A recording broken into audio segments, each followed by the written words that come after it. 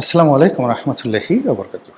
সম্মানিত দর্শক, পররাষ্ট্রমন্ত্রী জনাব খলিলুর রহমান অতি সম্প্রতি ভারত সফর করে এসেছেন। তার সফরকে কেন্দ্র করে সরকারের ভিতরে এক ধরনের উত্তেজনা ছিল এবং আমাদের দেশে যারা রাজনীতি সচেতন ব্যক্তি তার অধীর আগ্রহে অপেক্ষা করছিল যে আসলে এই সফরে বাংলাদেশ কি পাবে, ভারত কি পাবে। ভারতের সঙ্গে বাংলাদেশের যে সম্পর্কে টানাপোড়েন চলছিল শেখ হাসিনার পতনের পর, সেটির কোনো দফারফা হবে কিনা এবং এই সফরের মাধ্যমে ভারত বাংলাদেশের সঙ্গে আসলে কি সম্পর্ক স্থাপন করতে চায়, শেখ হাসিনার ভবিষ্যৎ কি, আওয়ামী লীগের ভবিষ্যৎ কি, সেই বিষয়গুলো নিয়ে যারা উদ্বিগ্ন ছিলেন তারা রীতিমতো হতাশ হয়েছেন। এর কারণ হলো যে সফরটি হয়েছে সেই সফরটি একেবারে গতানুগতিক। এটিকে আমরা অনেকটা স্যাটায়ার করে বলতে পারি আনাকুম জানাকুম। তার যাওয়ার দরকার ছিল, তিনি গিয়েছেন। আর তার সফর শেষ করে বাংলাদেশে আসার দরকার ছিল, তিনি এসে গেছেন। এর বাইরে কিছু বোগাস কথাবার্তা শুনতে পাচ্ছি। এই সফরে যারা সঙ্গে ছিলেন তাদের মধ্যে কেউ কেউ বলেছেন যে শেখ হাসিনার অপাঙ্ক্তেয়। এটা নিয়ে আলোচনা করার মতো কিছু নেই। No more Sheikh Hasina. বাংলাদেশের রাজনীতিতে শেখ হাসিনার কোনো গ্রহণযোগ্যতা, কার্যকারিতা কোনো কিছুই নেই। এটা কেউ কেউ বলার চেষ্টা করছেন। এরপর অনেকে বলার চেষ্টা করছেন যে পররাষ্ট্রমন্ত্রীর সফরের পরই জনাব তারেক রহমান সাহেব তার প্রথম যে ঐতিহাসিক বিদেশ সফর সেটি তিনি ভারত দ্বারা শুরু করবেন। তো এটি নিয়ে যখন একেবারে ফেসবুকে বা সামাজিক মাধ্যমগুলোতে নানা রকম বিতর্ক তৈরি হলো, তখন বিএনপির পক্ষ থেকে বলা হলো যে না, এটা মিথ্যা কথা এবং এই ধরনের কোনো সম্ভাবনা তৈরি হয়নি বা এই ধরনের কোনো সিদ্ধান্ত সরকার এখনো পর্যন্ত নেয়নি। ভারত ভিসা বন্ধ করে রেখেছিল, বলা হচ্ছে যে ভারত ভিসা দেবে কন্ডিশনালি। যারা চিকিৎসা করার জন্য ভারত যেতে চায় সেই মেডিকেল ভিসা ভারত দেবে, কিন্তু এখনও পর্যন্ত এই খলিলুর রহমান সাহেব ফিরে আসার পর থেকে এখন পর্যন্ত ভারত যে বাংলাদেশকে ভিসা দিচ্ছে এটা ব্যাপকভাবে লক্ষ্য করা যাচ্ছে না। যাদের খুব ভালো চ্যানেল আছে, সম্পর্ক আছে, ভারতীয় দূতাবাসের সাথে সম্পর্ক আছে, তারা অনেকে যাচ্ছেন চিকিৎসা করার জন্য। আর বেশিরভাগ মানুষ যারা ফ্রিকুয়েন্টলি ভারত ট্রাভেল করতেন তারা অনেকে যাচ্ছে না। আওয়ামী লীগের লোকও যাচ্ছে না, বিএনপির লোকও যাচ্ছে না। এর কারণ হলো কলকাতা, দিল্লি, আগ্রা, তারপর কাশ্মীর, এরপরে আজমির, এ সকল এলাকায় এখন বাঙালিরা, আওয়ামী লীগের লোকজন গিজ করছে। তো ধরুন কোনো একজন লোক তার নিতান্ত প্রয়োজনে সে কলকাতায় গেল, বা আমার ধরেন আমি গেলাম, আমার কলকাতা যাওয়াটাই খুব প্রয়োজন। দীর্ঘদিন ধরে আমি 2018 সন থেকেই আসলে চিন্তা করছি আমি একবার একটু কলকাতাতে যাব, কিন্তু যাওয়া হয়নি। আগের আমলে যাওয়া হয়নি যে এয়ারপোর্টে গেলে শেখ হাসিনার লোকজন বাধা দিতে পারে, এয়ারপোর্ট থেকে ফেরত দিতে পারে। তো তখন সবাই লোকজন মনে করবে যে গোলাম মোল্লা রনির আসলে কোনো ক্ষমতা নেই, সরকারের সাথে তার সম্পর্ক অহিনুকূল সম্পর্ক, কাজেই তাকে একটা চাপ দিয়ে আসি, যাও। তো ওই ভয়ে আমি আসলে এয়ারপোর্টে 2018 সনের পরে একবার বোধহয় 16 বা 17 সনে উমরা করার জন্য দেশের বাড়ি গিয়েছিলাম। এরপরে আমি আসলে আর কখনো বাইরে যাইনি, এই এয়ারপোর্টে হেনস্থার ভয়ে। এতে করে কী হলো, আমার ব্যবসা বাণিজ্য ক্ষতি হয়েছে। আর আমার ব্যবসা বাণিজ্য ক্ষতি হওয়া মানে এখন আমার যতটা না ক্ষতি, তার সে দেশের ক্ষয়ক্ষতি। এর কারণ হলো আমার এই ক্ষুদ্র জীবনে ব্যক্তিগতভাবে দুটো ডাল ভাত খাওয়ার জন্য যতটুকু সংস্থান দরকার সেটা তো আমার হয়ে গেছে। এখন আমি যা কিছু করব বা করতাম ব্যবসার জন্য, রাজনীতির জন্য, just two contribute the nation, ঠিক সেই জায়গাটা আপনি গিয়ে দেখুন এয়ারপোর্টে যে হেনস্থা হওয়ার ভয়, সেই ভয়ের কারণে আমার সেই ব্যবসা বাণিজ্য প্রত্যেকটা জিনিসই মাইনাসে চলে আসছে। 2 নম্বর হলো যে এখন যাচ্ছি না। যেমন আমার পাকিস্তান যাওয়ার খুব শখ ছিল এবং এখনও আছে, পাকিস্তান যাওয়ার শখ আছে, কিন্তু আওয়ামী লীগ জমানাতে কখনো পাকিস্তান যেতে পারিনি। বা ইরান যাওয়ার খুব শখ ছিল, যেতে পারিনি। ইরান গেলে আমেরিকা রাগ হবে, পাকিস্তান গেলে আওয়ামী লীগ রাগ হবে, এসে সেই ডিবি অফিসে ডাকাডাকি করতে পারে, নানা যন্ত্রণায়। কিন্তু অসাধারণ সুন্দর একটা দেশ আমার দেখা হয়নি পাকিস্তান। এরপর এই যে কলকাতার কথা যেটা বলছিলাম, কলকাতা যাওয়ার আমার একটা খুব শখ। আমার একটা খুব মানে ছোট, ছোট দুটো জিনিস আমার খুব কেনার ইচ্ছা। সেটা হলো বলি আপনাদেরকে, একটা ভালো কাশ্মীরি শাল। নিজের পছন্দ মতো, মানে এই আমাদের বাংলাদেশে যা পাওয়া যায়, ইন্টারনেটে যা পাওয়া যায়, এটা না, আমার পছন্দ মতো একেবারে ঘুরে ঘুরে ঘুরে ঘুরে একটা শাল কেনার আমার খুব ইচ্ছা। আমি কয়েকটা শাল কিনেছি, কিন্তু আমার ঠিক শেষ পর্যন্ত পছন্দ হয়নি। আরেকটা হলো আমার একটা ভালো লাঠি কেনার খুব ইচ্ছা। আগে দেখেন ওই যে একটা জমিদারি একটা লাঠি থাকে, ওরকম আমি তুরস্কে গিয়ে খুঁজেছি, মক্কাতে খুঁজেছি, তারপরে মিশরে তন্ন তন্ন করে খুঁজেছি। এখন আমার ইচ্ছা যে কলকাতাতে বিভিন্ন যে জায়গা আছে যেখানে ব্রিটিশ জমানার অনেক পুরনো লাঠি পাওয়া যায়। কোনোটা হয়তো হাতের দাঁতের তৈরি, কোনোটা হয়তো কোষ্ঠী পাথর দিয়ে তৈরি, কোনোটা হয়তো কোনো দামি কাঠ দিয়ে তৈরি, এরকম অ্যান্টিক একটা লাঠি হাতে সবসময় থাকবে, বয়স হয়ে গেছে, এরকম একটা কেনার খুব শখ। এখন দেখা একটা নিষ্পাপ, মানে আমার এই বয়সে এটা কোনো কস্টলি কোনো জিনিস নয়, কিন্তু এটা আমার খুব শখ, কিন্তু আমি যেতে পারছি না। কেন যেতে পারছি না? যাওয়ার সঙ্গে সঙ্গে আমার আওয়ামী লীগের অনেকের সাথে দেখা হবে, অনেকে ছবি তুলবে, অনেক কথাবার্তা হবে। এখন তাদের সাথে তো আমার দীর্ঘদিনের সম্পর্ক আওয়ামী লীগের সঙ্গে।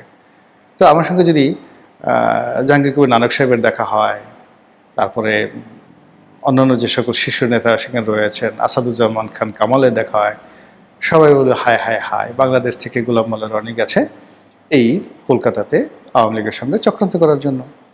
It's vary bad. এই ভয়ে আমি আর এখন সেখানে যেতে পারছি না। এরকম বহু মানুষ ইচ্ছা থাকা সত্ত্বেও যেতে পারছে না। এমনকি চিকিৎসা নেওয়ার ক্ষেত্রে আওয়ামী লীগের লোকজন এভাবে ভয় পাচ্ছে যে যদি হাসপাতালে গিয়ে কারোর সঙ্গে দেখা হয়ে যায়, তাহলে তো বাংলাদেশে আসলে মানে ডলা খেতে হবে, ইত্যাদি ইত্যাদি নানা কারণে। তো এই যে ভারতের সঙ্গে যে বাংলাদেশের আপনি গিয়ে ধরুন একটা সেন্সিটিভ সম্পর্ক, বা ওখানে আওয়ামী লীগের লোকজন আছে, সেই কারণে একটা সেন্সিটিভনেস তৈরি হয়ে গেছে এদেশের মানুষের মধ্যে। এটি দীর্ঘমেয়াদে আমাদের সবাইকে ক্ষতিগ্রস্ত করবে।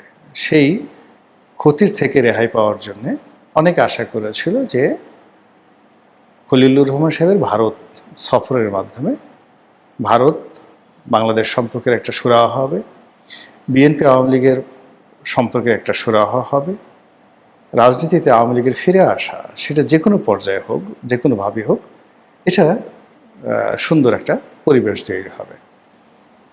কিন্তু বাস্তবে আমরা গিয়ে দেখলাম যে ভারতের পক্ষ থেকে কোনো কথা বলা হয়নি।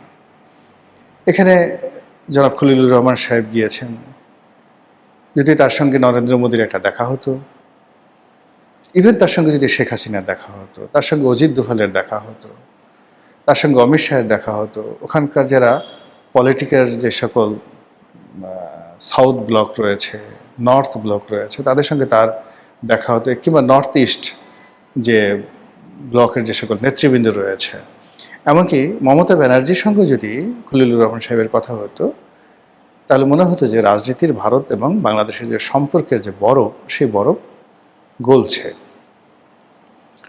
কিন্তু সেটা না করে তিনি যখন ভারত সফর করছিলেন, তখন বাংলাদেশের ডক্টর শিরীন শারমিন চৌধুরী তাকে গ্রেপ্তার করা হলো। তিনি যখন ভারত সফর করছিলেন, তখন আওয়ামী লীগ নিষিদ্ধ হয়ে গেল পার্লামেন্টে।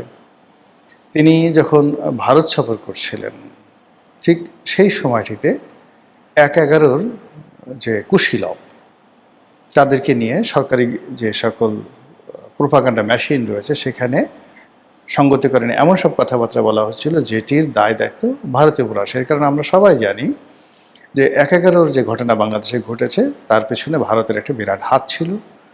১/১১ যারা কুশীলব রয়েছে, তাদের সবাইকে ভারতের হুকুমে বা ভারতের পরামর্শে শেখ হাসিনা সরকার সেফ এক্সিট দিয়েছিল।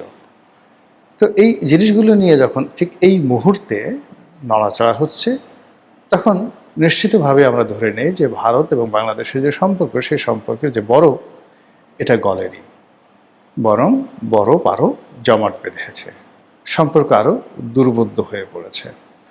তার প্রেক্ষিতে ভারতীয় পত্রপত্রিকাগুলো আবার নতুন করে বাংলাদেশের বিরুদ্ধে উঠে পড়ে লেগেছে। তারা ডক্টর মোহাম্মদ ইউনূসের বিরুদ্ধে যেভাবে লেগেছিল, এবং ডক্টর মোহাম্মদ ইউনূসের বিরুদ্ধে যে সকল দুর্নাম বদনাম তারা ভারতীয় পত্রপত্রিকা ছাপিয়েছিল, তাকে মিয়া ইউনুস নাম দিয়েছিল। আপনারা জানেন যে বিখ্যাত একজন পর্নো স্টার আছে মিয়া খলিফা। তো ডক্টর মোহাম্মদ ইউনুস একজন নোবেল লরিয়েট, বাংলাদেশের প্রধান উপদেষ্টা, কিন্তু ভারতীয় পত্রপত্রিকা তাকে কেউ কেউ বলতো মোহাম্মদ ইউনুস। তো মোহাম্মদ ইউনুস এই কথা বলে একই সঙ্গে তারা দুটো বিষয় ইন্ডিকেট করত, আমি এটার বেশি আর বলতে পারবো না। আরেক গ্রুপ তারা বলতো মিয়া ইউনুস। ডক্টর মোহাম্মদ ইউনুসের সঙ্গে মিয়া নামটি যায় না, তো যখনই তারা মিয়া ইউনুস বলতেন তখনই সঙ্গে সঙ্গে সেখানে তাকে অশ্লীলতা, অশ্রাব্যতার সঙ্গে জড়িয়ে দেওয়া হতো। তো এই যে ধারাবাহিকতা, সেটা নির্বাচনের পরে এখন পর্যন্ত মোটামুটি ভারতীয় পত্রপত্রিকা বিএনপির ব্যাপারে নেতিবাচক মন্তব্য করেনি। কিন্তু ভারতীয় সোশ্যাল মিডিয়া, যারা সোশ্যাল মিডিয়ার যারা ইনফ্লুয়েন্সার, তারা আবার সেই পুরনো যে রোগগুলো, সেই রোগগুলো তাদেরকে পেয়ে বসেছে। তারা বিএনপির বদনাম শুরু করেছে।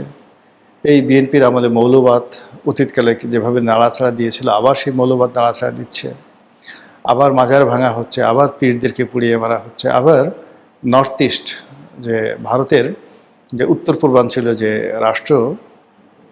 রাজ্য সমূহ রয়েছে, সেখানে যে সকল বিদ্রোহী গ্রুপ রয়েছে, নাগা বিদ্রোহী রয়েছে, সাঁওতাল বিদ্রোহী রয়েছে, সেখানে উলফারা আছে, এমনকি সেখানে রোহিঙ্গারা পর্যন্ত আছে এই নর্থ ইস্ট গ্রুপের সাথে মিলিয়ে। এবং সেইগুলোকে বাংলাদেশ বা বর্তমান সরকার ভবিষ্যতে যে তাদেরকে প্রিভিলেজ দেবে না, পাত্তা দেবে না, বা তাদেরকে নির্মূল করার ব্যাপারে ভারতকে সহযোগিতা করবে শেখ হাসিনার মতো, এরকম কোনো লক্ষণ তারা দেখতে পাচ্ছেন না। বরং তারা তারেক রহমান সাহেবের সেই যে অতীত রেকর্ড, সেই অতীত রেকর্ডকে নিয়ে তারা টানাটানি করার চেষ্টা করছে। এবং এই মুহূর্তে তাদের সঙ্গে আবার আমেরিকার যে বন্ধুত্ব, পুরনো বন্ধুত্ব, সেটা আবার নতুন করে চালু হয়ে গেছে। তো কাজেই ডোনাল্ড ট্রাম্প মধ্যে যেভাবে নরেন্দ্র মোদীকে বাদ দিয়ে বাংলাদেশের ব্যাপারে সরাসরি হস্তক্ষেপ তারা করছিলেন, সেটি সম্ভবত তারা এখন সেখান থেকে সরে যাচ্ছে। মধ্যপ্রাচ্যের যুদ্ধের কারণে রাশিয়ার সাথে কূটনৈতিক যে বিপর্যয়, তার কারণে এখন তারা চীনের বিকল্প হিসেবে এশিয়াতে ভারতকে তারা চাচ্ছে, খুব দরকার। এবং অন্যদিকে আবার পাকিস্তানের হাতকে তারা শক্তিশালী করছে। এই যে ইরান এবং আমেরিকার যে যুদ্ধ, সেই যুদ্ধে তারা দ্বিতীয়ালির যে ভার, এটা ইচ্ছে করে পাকিস্তানকে দিয়েছে, যেন পাকিস্তান রাষ্ট্রের যারা কর্ণধার তারা বিশ্ব নেতাতে পরিণত হতে পারেন। এমনকি যদি নওয়াজ শরীফ কিংবা অসীম মনির, এখন যিনি আছেন